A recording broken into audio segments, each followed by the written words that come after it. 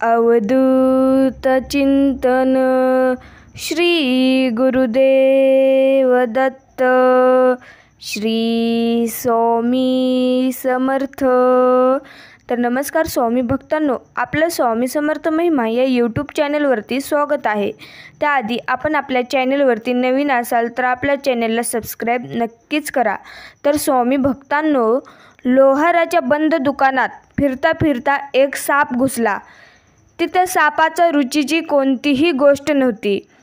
तिथे पडलेल्या एका करवतीमुळे त्याला खूप किरकोळ जखम झाली। घाबरून सापाने मार्ग वळून पूर्ण ताकदीने करवताला चावलं। सापाच्या तोंडातून रक्त वाहू लागले। पुढे सापाने आपल्या स्वभावाप्रमाणे करवतीला स्वतःला गुंडाळून बांधून आणि गुदमरून मारण्याचा पुरेपूर प्रयत्न केला।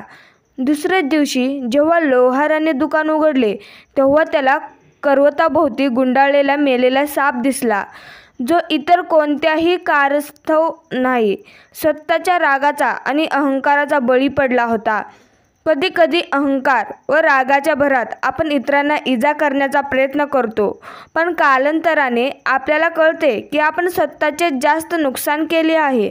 कधीकधी आपल्याला चांगले जीवन जगण्यासाठी काही गोष्टींना, काही लोकांना, काही अपघातांना, कोणाच्या बोलण्याला दुर्लक्ष केले पाहिजे। स्वतःला लक्षपूर्वक दुर्लक्ष करण्याची सवय लावा। आवश्यक नाही की प्रत्येक किरकोळीवर प्रतिक्रिया दाखवावीच। कधी काही प्रतिक्रिया केवळ वेदनाच देऊ शकतात। हे स्वामी माऊलींचे बोल तुम्ही लक्षात ठेवा। जीवनात आपण खूप वेळा पडतो, हरतो। कित्येक वेळा आपण घेतलेले निर्णय आपल्याला मातीत घेऊन जातात। त्यामुळे आपल्याला असे वाटू लागते की आपली काही किंमत नाही आहे। परंतु जीवनात तुमच्यासोबत किती वाईट घडले असू द्या किंवा भविष्यात घडूयात म्हणून तुमची किंमत कमी होत नाही। तुम्ही खूप अनमोल आहात, ही गोष्ट कधी तुम्ही विसरू नका। एक लक्षात ठेवा, जे भूतकाळामध्ये घडले त्याचा विचार करून येणारे भविष्य खराब करू नका। कारण आपल्याकडे कितीही गोष्ट आहे आणि ते म्हणजे आपले अनमोल जीवन। त्या आनंदाने आणि तुम्ही सुखात जगा। गुरु आपल्याला केव्हा भेटतो तर जेव्हा शिष्याची आध्यात्मिक तयारी पुरेशी झाली की गुरुचा त्याचा शोध घेत त्याच्याकडे येतो। स्वामी आपल्याला नेहमी म्हणतात, कमळ फुललेली ही मुंग्यांना आमंत्रण द्यावे लागत नाही आणि 100 अंश तापले की त्याची आपोआप वाफ होतेच। हा नियम जितका खरा तितकाच हाही नियम खरा आहे। परंतु कोणत्याही संत आपला गुरु होऊ शकत नाही। गुरु शिष्य हेही ठरलेले असतात। इतर मार्गदर्शन करतील, सूचना करतील, पण त्यांचे गुरु होऊ शकणार नाहीत, कारण प्रत्येकाचाच गुरु ठरलेला असतो। शिष्याच्या अंगी योग्यता आली की गुरुच त्याचा शोध घेत येतो। जोपर्यंत मानवी गुरु भेटत नाही तोपर्यंत ग्रंथांनाच आपले गुरु तुम्ही मानावे। माऊली सांगतात, मातीची मूर्ती बनवणारा कुंभार देवाला म्हणतो, हे देवा, तू भी एक कलाकार आहेस आणि मी पण एक कलाकारच आहे। तू माझ्यासारखे अनेक पुतळे बनवून धरणीवर पाठवलेत आणि मी सुद्धा तुझे अनेक पुतळे बनवून ह्याच धरणीवर विकले। पण देव, लाजिरवाणी गोष्ट आहे, तू बनवलेले पुतळे एकमेकांशी भांडतात आणि मी बनवलेल्या पुतळ्यांसमोर तू बनवलेले पुतळे नतमस्तक होतात। किती विचार करण्यासारखी गोष्ट आहे। आता कमीपणा घेण्यातच सुख वाटतं। माझं चुकलं बोलून शांतपणे हसत माघारी फिरण्यातच आनंद वाटतो। कोणाशी वाद घालत बसण्यात मजाच उरली नाही पहिल्यासारखं। भले हारलो तरी चालेल, पण एकाच विषयावर तोंडाला फेस येईपर्यंत तासनतास चर्चा आता करूच वाटत नाही। आपलं म्हणणं समोरच्याला पटवून देण्यापेक्षा 2 पावलं मागे येण्यातच शहाणपणा वाटतो। लोक आपल्या चुकीचं समजीत याचही काहीच वाटत नाही।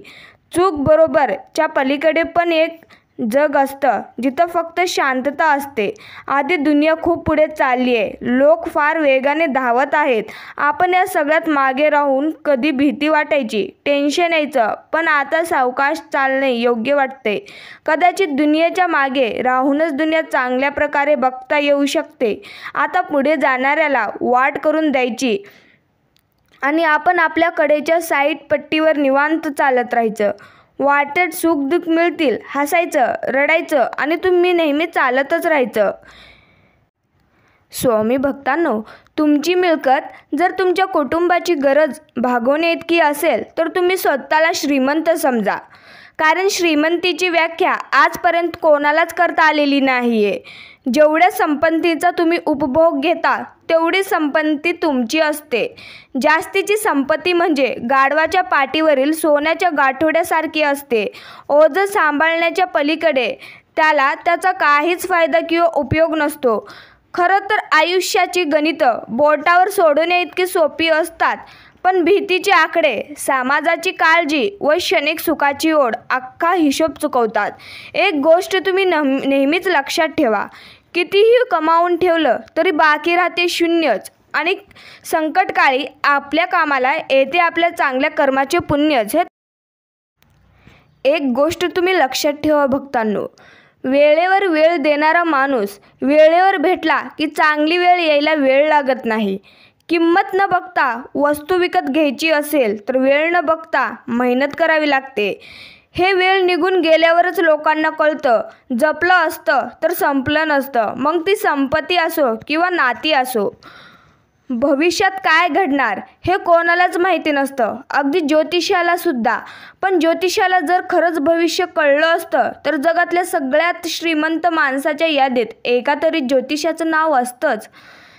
अपयश पचवायला शिकायचं म्हणजे सवियांची केलेले वार पचवायला शिकायचं. त्यांनी केलेल्या उपदेशाला धीराचा कान द्यायचा प्रयत्न करायचा. खरी फुंकर, खोटी फुंकर किंवा फुंकर आणि फुतकार पारखायची शक्ती वाढवायची तुम्ही. अपयश मिळालं तर छोट्यातला छोटा माणूस आपल्याहून मोठा होतो आणि त्याला काही सांगायचा अधिकार प्राप्त होतो.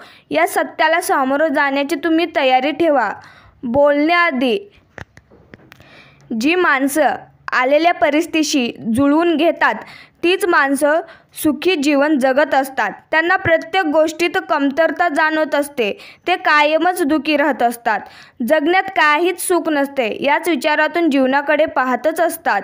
जगण्याचे दोन प्रकार आहेत. एक प्रकार शिकवा लागतो तर दुसरा प्रकार शिकण्याची गरज नसते. म्हणून जन्माला आला की त्याला योग्य संस्कार शिकण्याची गरज असते. परिस्थितीशी स्वतःशी जुळवणूक करायला शिकल्यावर जीवनात दुःखच शिल्लक राहत नाही. आहे त्या स्थितींना आनंद मिळत असतो. आजूबाजूच्या लोकांवरही जीव जडत असतो. त्रास कोणाला आपला होत नसतो आणि आपण दुसऱ्याचा त्रास आपल्याला करून घेतच नसतो. म्हणूनच जी होईल परिस्थिती जीवनात त्याचीच एकरूप होऊन जगायला शिका. तसे तर जीवनात दुःख कोणाला चुकलेले पण आहे त्या परिस्थितीत सुखी समाधानी राहून समृद्ध जीवन जगायला शिका. हे स्वामी माऊलींची आपली विचारधारा आहेत. पैसा आणि यश माणसाला कधी बदलू शकत नाही. पैसा कमवल्याने किंवा यश मिळवल्याने माणूस फक्त जे त्याच्यात आहे ते थोडं वाढवून दाखवू शकतो किंवा जे त्याच्यात नाही आहे ते काही काळासाठी दडवू शकतो. जेव्हा एखादी गोष्ट कुटुंबाशी किंवा कुटुंबातल्या एखाद्या व्यक्तीशी निगडीत असते तेव्हा निर्णय घेताना सावधानता बाळगणे फार गरजेचे असते. कारण एखादी चूक झाली तर मग ती चूक आयुष्यभर पाठलागच करत राहते.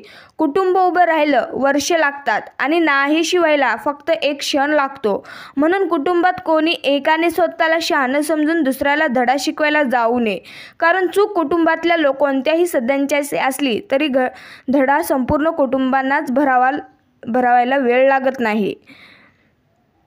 स्वामी माऊली सांगतात, प्रत्येक प्रसंग कसाही असो आपला तोल जाऊन देऊ नका. कोणी आपला कितीही शाब्दिक अपमान केला तरी त्याला संयमाने आणि धैर्याने तोंड द्या. आपल्या स्वतःच्या परवानगीशिवाय आपल्या कोणालाही तुम्ही दुखवू शकत नाही. हे वाक्य मनावर कोरून ठेवा आणि कोणत्याही चुकीच्या वागण्याने आपल्या मनशांती ढळू देऊ नका. काय घडले यामुळे आपण दुखलं जात नसतो, तर घडलेल्या गोष्टीला आपण दिलेल्या प्रसिद्धामुळे दुखवलेले जाण्याची शक्यता आपली जास्त असते. स्वामी माऊली सांगतात, माणसाने आपलं आयुष्य इतकं धावपळीचं, दगदगीचं आणि म्हणूनच अत्यंत वारंवाराचं का करून घेतलं आहे. आशा, निराशा, साफल्य, वेफले, सुख, दुःख, मिलन, विरह हे सगळेच भाव ही माणसं कातडीवरच्या तिळासारखी वागवतात. कातडीवर तीळ कसला काय आणि नसला काय, काय अर्थ ही माणसं अशीच.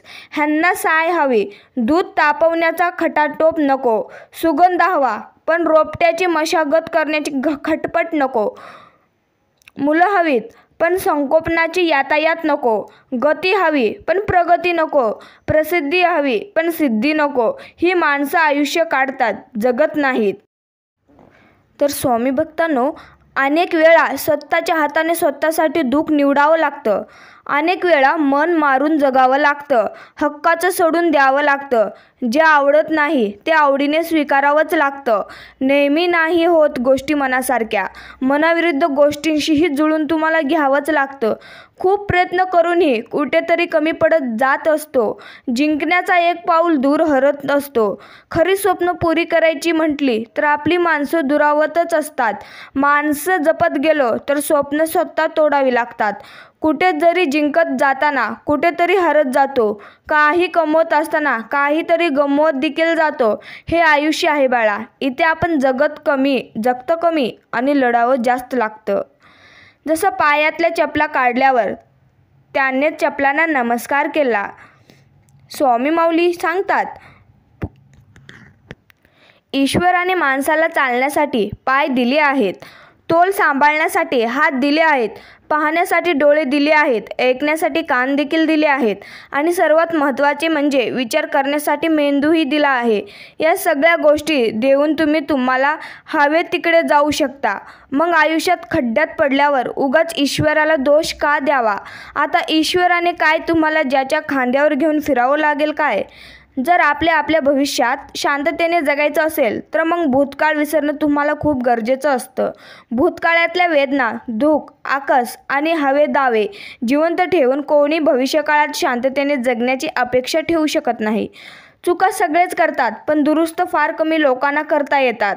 आपल्याला उद्या कोणी माफ करावं असं वाटत असेल तर मग आज आपण पण कोणाला तरी माफ करण्याची क्षमता ठेवणं गरजेचंच आहे. माफी ही गोष्ट अशी आहे की ती फक्त खऱ्या मनाने साफ ठेवल्यानेच खऱ्या अर्थाने मिळूही शकते. स्वामी माऊली सांगतात, आयुष्यातला आनंद आदिशीपणा करण्यात नाही आहे, तर जे आहे त्यात समाधान मानून घेण्यात आहे. माणसाला सुख स्वतःच्या इच्छा पूर्ण केल्याने भेटत नाही, तर इच्छांवर काबू मिळवल्याने भेटते. माणूस जेवढा स्वतःच्या विकारांवर ताबा मिळवेल तेवढा जास्त जग आणि माणसाचे आयुष्य अजून जास्त चांगले होऊन जाईल. तर असंच आपल्या स्वामी माऊलींचे संदेश पाहण्यासाठी आपल्या चॅनेलला सबस्क्राईब नक्कीच करा. श्री स्वामी समर्थ. जय जय स्वामी समर्थ.